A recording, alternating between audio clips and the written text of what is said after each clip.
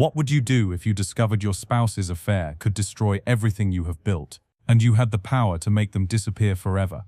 Have you ever felt betrayed by someone you trusted completely? Have you ever wondered how far you would go to protect your reputation when everything is on the line? Do you know someone whose perfect marriage turned out to be a complete lie? In our digital age, living double lives has become easier than ever. Social media feeds showcase happy families, while affairs bloom in private messages. Dating apps make secret meetings effortless. But what happens when the web of lies becomes so complex that murder becomes the only solution? The Mediterranean moon cast silver ripples across the infinity pool at a cliffside villa in Monaco. The water cascaded endlessly into the dark abyss below, where millionaires' secrets disappeared without a trace. But on this particular night in September, the pool would not hide what floated face down in its crystal-clear depths. Sabine Duval's lifeless body drifted like a broken flower, her golden hair fanning out around her pale face. The former model turned philanthropist would never again charm Monaco's elite with her warm laughter. Her designer dress clung to her motionless form as emergency lights pierced the darkness, transforming paradise into a crime scene. This was not supposed to happen in Monaco. This glittering principality, where billionaires play and secrets stay buried behind marble facades and bulletproof glass, where wives smile for cameras while their husbands conduct business worth more than small countries' entire economies, where everyone knows everyone, but nobody knows anything at all. Before we dive into this web of lies, make sure to subscribe and hit that notification bell, because this story will change how you view wealthy marriages forever. The villa belonged to Amara Devereux, a billionaire heiress whose icy composure had made her a legend among Monaco's power brokers. Her husband Lucien Morel appeared to be the perfect partner, charming, sophisticated, devoted. Their marriage was the stuff of Society magazine covers and whispered envy at exclusive galas. But behind those perfectly posed photographs lay a truth so dark, so calculated, that it would shock even the most cynical observers of high society drama. This was not just a story about adultery. This was about revenge served cold by a woman who controlled fortunes with the same precision she used to control human lives. What you are about to discover will reveal who really planned this murder, and the answer will terrify anyone who has ever underestimated the fury of a betrayed billionaire wife. Because in Monaco, where money can buy anything, including justice, the deadliest weapon is not a gun or a knife. It is a brilliant mind, with unlimited resources and absolutely nothing left to lose. To understand how a marriage built on lies could end in murder, we need to meet the players in this deadly game, because sometimes the most beautiful cages are the ones we build for ourselves. Lucien Morel had not been born into Monaco's golden world. 23 years earlier, he was just another ambitious young man from Lyon, working double shifts at a small art gallery while dreaming of something bigger. His hands were calloused from hanging paintings, his clothes came from discount stores, and his apartment was barely large enough for a single bed and a hot plate. But Lucien possessed something money could not buy, an almost supernatural charm that made people want to trust him, to confide in him, to open doors for him. He studied the wealthy clients who visited his gallery, memorizing their mannerisms, their vocabulary, their casual confidence. He transformed himself piece by piece, erasing his working-class accent, learning about wine and art, and the subtle signals that separated the truly elite from mere millionaires. By the time he opened his own gallery between the Casino de Monte Carlo and the Hôtel de Paris, Lucien Morel had become a completely different person. His past in Lyon might as well have been fiction. He spoke 4 languages fluently, could discuss Renaissance painters with museum curators, and wore handmade Italian suits that cost more than most people earned in a year. But reinvention comes with a price. Lucien had children from his previous life. 2 young daughters he supported financially, but rarely saw. They lived quietly with their mother in a modest apartment in Nice, their existence carefully hidden from Monaco's gossip networks. In his new world, these children were not assets but liabilities, reminders of a man he no longer wanted to be. Enter Amara Devereux, and everything changed. The Devereux family had controlled shipping fortunes for 4 generations. Amara inherited not just billions of dollars, but an empire built on precision, control, and the absolute elimination of weakness. She had been groomed from childhood to view emotions as tools and relationships as strategic alliances. At 28, Amara was breathtakingly beautiful, in the way that only unlimited resources could create. Personal trainers, nutritionists, and cosmetic specialists had crafted her into physical perfection. But her true power lay in her mind, calculating, patient, and utterly ruthless when necessary. Their first meeting at a charity auction was no accident. Amara had researched Lucien for months before arranging their introduction. She needed a husband who could navigate Monaco's social requirements while never threatening her control. Lucien needed access to the highest levels of wealth and power. Their marriage was a business transaction disguised as a fairy tale romance. For 5 years, they played their roles perfectly. Magazine photographers captured them at galas, their smiles radiant and their body language suggesting deep affection. Amara wore designer gowns that cost more than luxury cars, while Lucien looked distinguished in custom tuxedos. They attended the Monaco Grand Prix from private boxes, vacationed on yachts longer than city blocks, and hosted dinner parties where a single bottle of wine could fund a small business. But perfection is exhausting. Every public appearance required careful preparation. Every conversation was monitored for potential mistakes. Every photograph had to reinforce their image as Monaco's most enviable couple. The pressure was suffocating Lucien. He began to feel like an actor who could never leave the stage, never drop the mask, never simply exist without performing. His hidden children became symbols of the authentic life he had abandoned. His art gallery, once his pride, now felt like another prop in an elaborate show. Meanwhile, Amara watched everything with those calculating eyes, measuring his performance, noting every small rebellion against their carefully constructed life. Neither of them realized that their perfect marriage was about to become the stage for the most dangerous game either had ever played.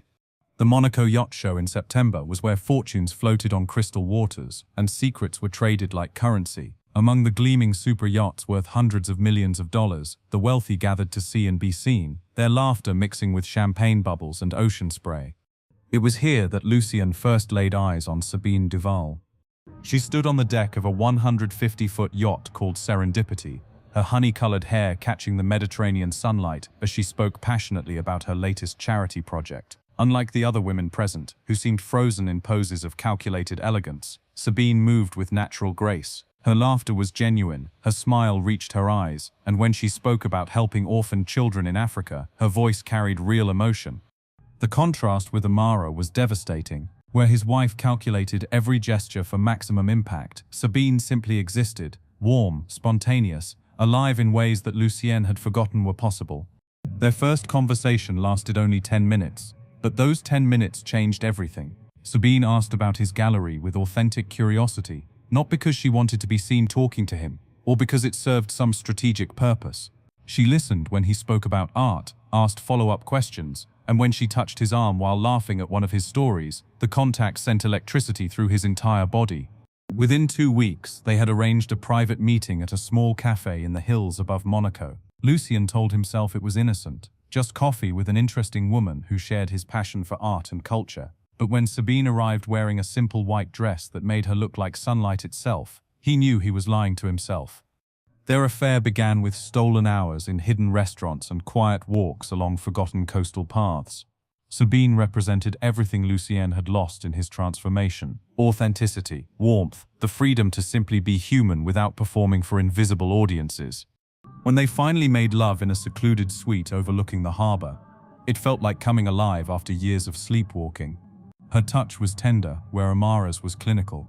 Her whispered words came from the heart, where his wife's were carefully chosen for effect. In Sabine's arms, Lucien remembered who he used to be before Monaco's golden chains bound him. But escape always comes with a price, and Sabine carried dangers Lucien could not have imagined.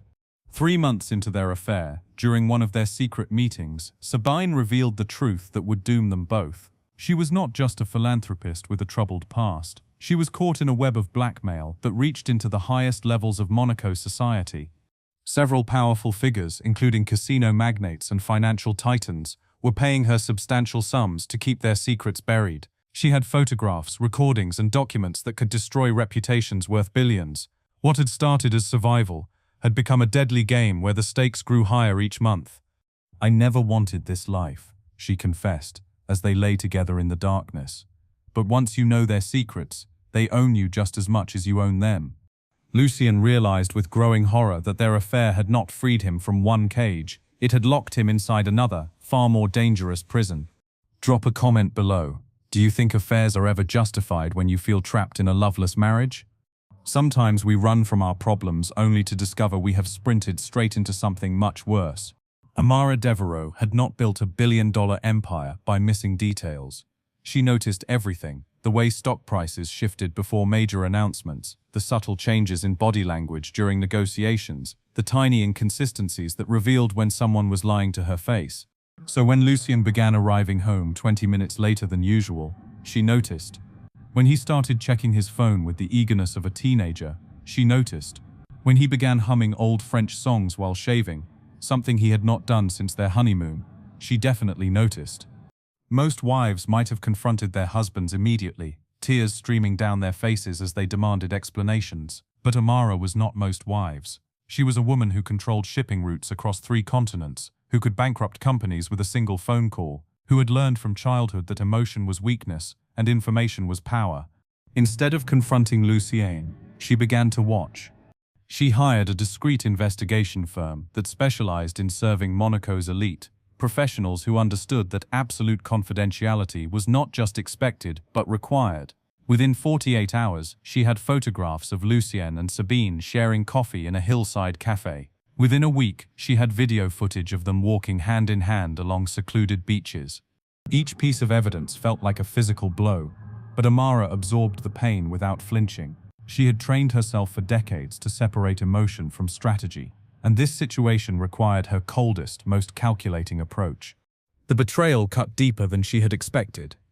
Not because she loved Lucien in the romantic sense, their marriage had always been a carefully constructed alliance, but because his affair represented something far more dangerous than mere infidelity. It was defiance, it was chaos, introduced into her perfectly controlled world.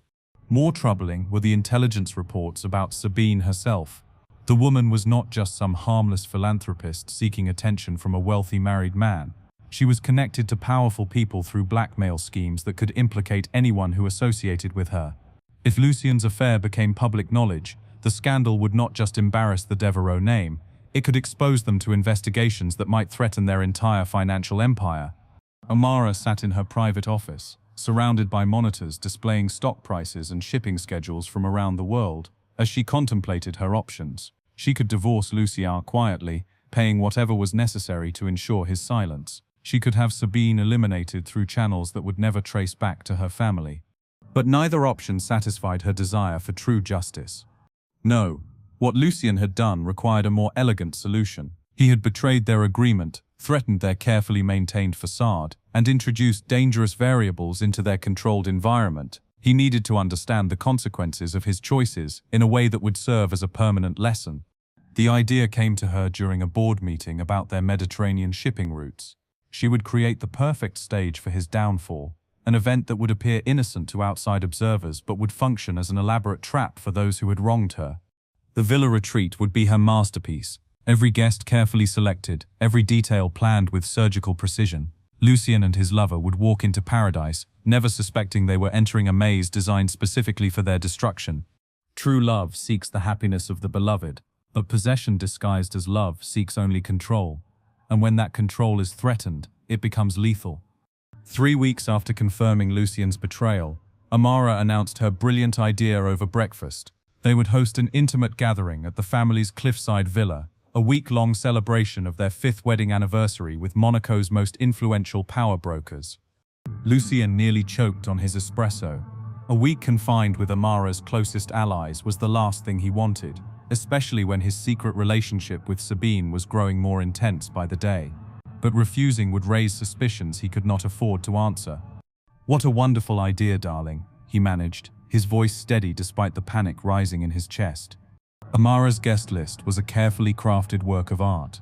Each invitation went to individuals whose secrets made them vulnerable, whose presence would add layers of complexity to the week's events. Victor St. Clair arrived first, his silver Rolls-Royce gliding up the villa's marble driveway like a shark cutting through still water. The casino magnate controlled gaming operations worth $2 billion, but few knew about his partnership with Eastern European money laundering networks. His hands were soft from a lifetime of luxury, but they had signed documents that financed some very dark enterprises. Adrien Beaumont followed in a more modest Ferrari, modest being relative when discussing a car worth $300,000. The former investment banker had been disgraced in Paris for securities fraud, but his talent for moving questionable money had made him invaluable to Monaco's elite. His nervous energy and constant phone checking suggested a man living on borrowed time. Margot Valier completed the trio of compromised guests. The fashion designer had risen from absolute poverty to dress European royalty, but her meteoric success involved stealing designs from smaller creators and using sweatshop labor she publicly condemned. Her beauty was sharp-edged, like a knife wrapped in silk. The villa itself was Amara's fortress. 10,000 square feet of glass and steel perched on cliffs that dropped 200 feet into the Mediterranean. Every room offered stunning ocean views, but the isolation also meant that whatever happened here would remain private. Security cameras monitored every entrance, and the nearest neighbor lived 3 miles away. Sabine arrived as Lucien's gallery assistant. Her cover story, explaining her presence without raising immediate suspicions. She moved through the villa's marble halls like a nervous bird, her usual confidence replaced by anxiety that made Lucien's heart ache. She sensed danger, but could not identify its source. The first dinner was a masterclass in psychological warfare disguised as elegant hospitality. Amara served courses worth more than most people's monthly salaries, while steering conversations toward topics that made each guest uncomfortable. She mentioned casino investigations to Victor, discussed securities fraud penalties with Adrian, and casually brought up intellectual property lawsuits with Margot. By the third night, tension had become a living thing that prowled the villa's corridors. Guests spoke in whispers, checking over their shoulders before revealing anything significant. Trust evaporated like morning mist, replaced by suspicion and barely concealed hostility. It was during this atmosphere of mounting dread that Lucien and Sabine met secretly in the villa's library at 2 o'clock in the morning. Surrounded by leather-bound books worth fortunes, Sabine revealed the full scope of her blackmail operation. "Everyone here tonight is paying me," she whispered, her voice trembling with fear and exhaustion. "Victor, Adrian, Margot, they all have secrets that could destroy them. But Amara knows. I can see it in her eyes. She brought us all here for a reason." Lucien felt ice form in his stomach as he realized the truth. They were not guests at an anniversary celebration. They were pieces on a chessboard, and Amara was preparing for checkmate. "Who do you think is pulling the strings here? Let me know in the comments." The most dangerous weapon in the world is not a gun or a bomb. It is information in the hands of someone who has nothing left to lose. At exactly 3:47 in the morning, a scream tore through the Mediterranean silence like a blade through silk. The sound came from the villa's infinity pool area, where water normally cascaded peacefully into the darkness below. But on this night, the tranquil waters held something that would shatter lives and destroy carefully constructed facades forever. Margot Valier had been unable to sleep, her anxiety about the week's mounting tensions driving her to seek fresh air on one of the villa's terraces. What she discovered sent her stumbling backward in horror, her own scream joining the echoes of the first. Sabine Duval floated face down in the crystal-clear water, her golden hair spread around her head like a halo of death. Her elegant evening dress, the same navy blue silk she had worn to dinner just hours earlier, clung to her motionless form. The pool's underwater lights illuminated her pale skin with an otherworldly glow that made the scene both beautiful and terrible. Within minutes, the villa erupted into chaos. Guests emerged from their rooms in various states of undress, their faces masks of shock and confusion. Amara appeared wearing a pristine white robe, her expression calm despite the crisis that had invaded her perfect sanctuary. But it was Lucien's reaction that immediately drew attention. He arrived at the pool area last, stumbling like a man walking through a nightmare. When he saw Sabine's body, he collapsed to his knees with a sound that was part sob, part animal howl. His hands shook violently as he reached toward the water, then pulled back as if burned. "No, no, no," he repeated, his voice breaking with each word. "This cannot be happening. This cannot be real." Victor St. Clair, despite his own shock, had the presence of mind to call the Monaco police, who arrived within 20 minutes along with forensic specialists and a medical examiner. The villa's remote location meant the crime scene remained undisturbed, but it also meant that everyone present would be considered suspects until proven otherwise. The initial examination revealed signs of blunt force trauma to the back of Sabine's skull, suggesting she had been struck before entering the water. The medical examiner estimated time of death between 2 and 3 in the morning, exactly when most of the villa's occupants claimed to be sleeping.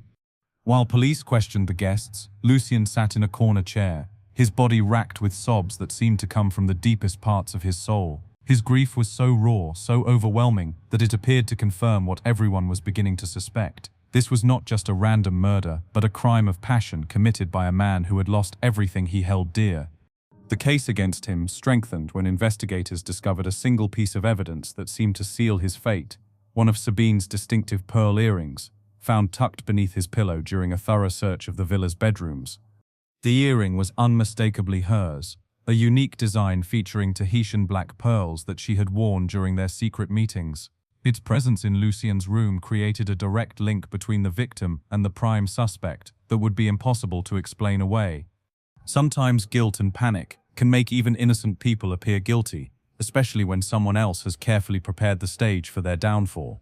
48 hours of relentless questioning had transformed Lucien Morel from a composed art dealer into a broken man teetering on the edge of complete psychological collapse. The Monaco police had isolated him in a stark interview room where fluorescent lights buzzed overhead and the walls seemed to close in with each passing hour. Detective Laurent Rousseau, a seasoned investigator with 30 years of experience, applied pressure with surgical precision. "We found her earring in your room, Mr. Morel," Rousseau repeated for the 12th time. "We have witnesses who saw you arguing with Mrs. Duval at dinner. We know about your affair. Just tell us what happened, and this can all be over." Lucien's hands trembled as he reached for a paper cup of cold coffee. Sleep deprivation had hollowed his cheeks and darkened the circles under his eyes. Every time he closed them, he saw Sabine's lifeless face staring up from the pool water. "I loved her," he whispered, his voice barely audible. "I would never hurt her. Never." But the detective's relentless questions and the mounting evidence created cracks in his certainty. The earring beneath his pillow, the timeline that placed him near the pool area, his obvious emotional connection to the victim. Each piece fit together like a puzzle designed to trap him. "Maybe you did not mean for it to happen," Rousseau suggested, his tone suddenly sympathetic. "Maybe she threatened to tell your wife about the affair. Maybe she wanted more money, more attention. These things happen between lovers. A moment of anger, a push, an accident that went too far." The words planted seeds in Lucien's exhausted mind. Had there been an argument? In his grief-stricken state, memories became fluid, unreliable. The trauma of losing Sabine mixed with his guilt over betraying Amara, until he could no longer distinguish between what had actually happened and what the detective was suggesting. "She said she might have to tell people about us," Lucien finally admitted, tears streaming down his face. "She was scared about the blackmail situation. She thought maybe if everything came out in the open, she would be safer. But I begged her not to. I told her it would destroy everything." Rousseau leaned forward like a predator sensing weakness. "And when she refused to listen?" I do not remember clearly. I was so angry, so scared. We were by the pool, and she kept saying she had no choice. I grabbed her arm to stop her from walking away, and she pulled back. She stumbled, hit her head on the pool edge, and fell into the water." The confession felt like poison leaving his body. Once the words were spoken, Lucien experienced a strange sense of relief, as if admitting guilt might somehow bring Sabine back or ease the crushing weight of his loss. The perfect case was complete. Jealous married man kills his mistress during a heated argument about exposure. The media would feast on the story for weeks. Sometimes trauma and manipulation can convince even innocent people that they are guilty of crimes they never committed. But sometimes confessions are exactly what the real killer wants to hear. 3 days after Lucien's arrest, Detective Inspector Marie Dubois, from the Monaco Financial Crimes Unit, made a discovery that would change everything. While investigating Sabine's blackmail operation for a separate case, she stumbled upon encrypted communications that told a very different story about the villa retreat. The breakthrough came from an unlikely source, Adrien Beaumont's personal phone. The disgraced financier had been paying Sabine €50,000 monthly to keep quiet about his money laundering activities. But when investigators seized his devices, they found something far more damaging than evidence of blackmail payments. Beaumont had been recording his conversations with other villa guests, creating insurance policies in case anyone tried to destroy him. Among those recordings was a phone call that made Dubois' blood run cold. "The retreat will solve all our problems." Amara's voice was crystal clear despite the encryption. "Sabine has become too dangerous to leave alive, and my husband's betrayal requires permanent correction. You will ensure the security cameras malfunction during the critical window, and you will place the earring where investigators will find it." "But Mrs. Devereaux," Beaumont's nervous voice replied, "if we are caught, We will not be caught because everyone will focus on the obvious suspect. A grieving husband who cannot handle the pressure will confess to protect himself from a murder charge. The case will close quickly and our secrets remain buried. The recording revealed the depth of Amara's planning. She had not just discovered Lucien's affair. She had been watching Sabine for months, learning about the blackmail network, identifying which guests could be manipulated into cooperation. Further investigation revealed the villa's security system had been deliberately compromised during a 12-minute window between 2:30 and 2:42 in the morning. The cameras showed normal footage before and after, but the crucial period when Sabine died was completely blank. More disturbing were the forensic anomalies that investigators had initially overlooked. The angle of Sabine's head wound was inconsistent with falling and striking the pool edge. The injury pattern suggested a weapon, something heavy and smooth, that left minimal trace evidence. A search of the villa's grounds discovered a marble sculpture partially buried in the garden. When tested, microscopic traces of blood and hair matched Sabine's DNA perfectly. The sculpture belonged to Amara's private art collection, a piece worth €200,000 that she had sacrificed to frame her husband. But the most chilling evidence was found in Amara's private safe. Detailed psychological profiles of every guest, including Lucien. She had studied their weaknesses, their breaking points, their likely responses to stress and manipulation. The retreat guest list was not random. It was a carefully selected group of compromised individuals who could be controlled or eliminated as needed. The plan was diabolical in its simplicity. Amara would kill Sabine with the marble sculpture, dispose of the weapon temporarily, then manipulate the crime scene to implicate Lucien. His obvious grief and guilt over the affair would make him appear guilty, and psychological pressure would eventually break him down into confessing to a crime he never committed.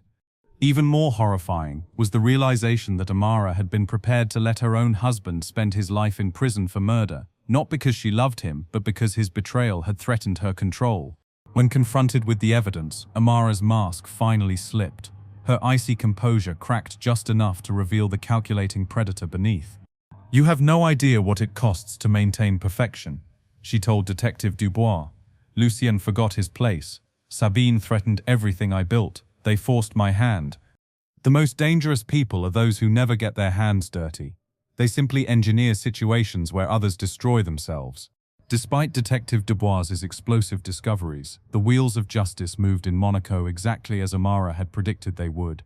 The encrypted recordings were ruled inadmissible in court due to illegal surveillance techniques. The forensic evidence linking the marble sculpture to Sabine's murder was challenged by Amara's team of 12 elite attorneys, who argued that contamination had compromised the DNA samples. The security camera malfunction was dismissed as technical failure rather than deliberate sabotage. Most importantly, Amara possessed something more powerful than any evidence, an unshakable alibi supported by Monaco's most influential citizens. 3 witnesses testified that Amara had been in the villa's main library from 2:15 until 4 o'clock in the morning, participating in a private discussion about charitable foundation investments. Victor St. Clair, despite his own legal troubles, swore under oath that Amara never left his sight during the crucial time frame. Margot Vallier corroborated the testimony with such conviction that even seasoned prosecutors began to doubt their case. The witnesses were lying, of course, but they were lying to protect their own secrets, and Amara had made certain that betraying her would cost them more than supporting her story. Meanwhile, Lucien's confession remained the centerpiece of the prosecution's case. His grief-stricken admission to causing Sabine's death during a heated argument was compelling evidence that satisfied both the media and the public's desire for closure. The trial lasted 6 weeks and ended with Lucien's conviction for involuntary manslaughter. He received 15 years in prison, a sentence that allowed him to maintain some dignity while satisfying society's need for justice. Throughout the proceedings, Amara played her role as the betrayed wife with Academy Award-worthy precision. She attended every day of the trial, wearing understated black clothing, her face a mask of dignified suffering. Camera crews captured her dabbing tears from her eyes as prosecutors described her husband's infidelity and its deadly consequences. The media narrative was irresistible, a brilliant businesswoman betrayed by an unfaithful husband whose affair led to murder. Public sympathy flowed toward Amara like water flowing downhill, while Lucien became a cautionary tale about the dangers of midlife crisis and moral weakness. But among Monaco's elite, whispers told a different story. In private clubs and behind closed doors, those who understood the true nature of power recognized what had really happened. They spoke of Amara's legendary ruthlessness, her ability to eliminate threats without leaving fingerprints, her transformation of a personal betrayal into a masterclass in strategic revenge. 6 months after the trial ended, Amara stood on the cliff's edge behind her villa, gazing out at the Mediterranean where she had disposed of so many problems over the years. The sunset painted the water in shades of gold and crimson, beautiful and terrible like justice itself. Sometimes the real criminals hide behind masks of respectability, and the innocent pay the price for trusting that the system protects truth over power. The case of Lucien Morel and Sabine Duval became more than just another scandal among Monaco's elite. It became a legend whispered in the marble halls of power, a cautionary tale that revealed truths most people never want to acknowledge about wealth, marriage, and revenge. The first lesson is perhaps the most terrifying. Never underestimate a betrayed billionaire. Amara Devereaux possessed resources that could rewrite reality itself. When someone controls that level of wealth and influence, they do not just seek revenge, they engineer entire scenarios where their enemies destroy themselves while appearing completely innocent. The second lesson cuts deeper. Double lives always collapse eventually. Lucien believed he could compartmentalize his existence, keeping his authentic self separate from his performed perfection. But lies require constant maintenance, and every secret creates vulnerabilities that skilled manipulators can exploit. Third, perfect marriages are often perfect lies. The couples who appear most flawless in public frequently harbor the darkest secrets in private. When relationships become performance art rather than genuine connection, the gap between appearance and reality becomes a breeding ground for deception and ultimately violence. But the most chilling lesson is this: power without conscience is the deadliest weapon in human hands. Amara did not kill Sabine in a moment of passion or rage. She planned, calculated, and executed a strategy that destroyed multiple lives while protecting her own interests. This is not crime, this is warfare disguised as justice. Today, the case remains officially closed. Lucien serves his sentence in a minimum security facility outside Paris, where he spends his days teaching art classes to fellow inmates. He maintains his innocence, but few people listen anymore. Amara continues to control the Devereaux empire from her cliffside villa, her reputation enhanced rather than damaged by the tragedy. She has become a symbol of strength and resilience, the brave widow who survived her husband's ultimate betrayal. But there are warning signs that anyone can recognize when power becomes dangerous. Watch for people who never admit mistakes, who view relationships as chess games, who speak about other human beings as if they were merely obstacles or assets. Be wary of those who maintain perfect public images while showing no genuine emotion in private moments.